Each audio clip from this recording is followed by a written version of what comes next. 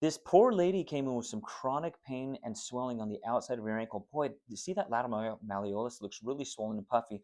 Well, go figure, like over the last 5 years, she sprained her ankle because she's a tough woman who liked to walk in heels. And she sprained it multiple times.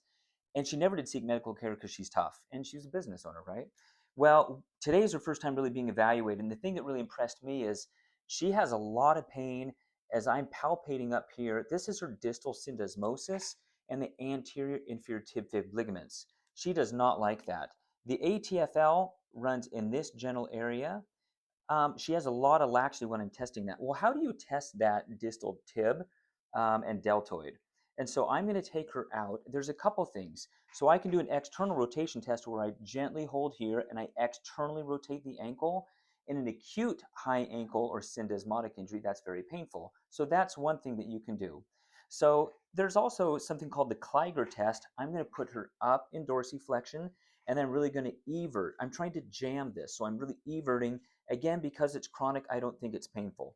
Another thing that's really interesting, unfortunately, with her, because it's been so chronic, the normal talus sits in here like this and has this beautiful symmetrical position within that mortise.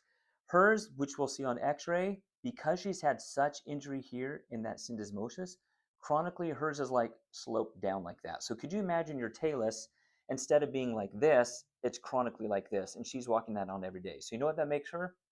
Tough as nails. Her x-ray shows she has done a number on her ankle. The first thing you can see here, here's an old avulsion or chip fracture on the tail end of that distal fibula or lateral malleolus. But look, just the whole orientation and alignment of the ankle is totally off. She's had probably significant syndesmotic injury, and that talus now is supposed to be level, and it's totally tilted. She has a very unstable ankle, which has now resulted in some significant arthritis. Poor lady, she's been walking on this man for 5 years. She's going to be heading off to see a surgeon.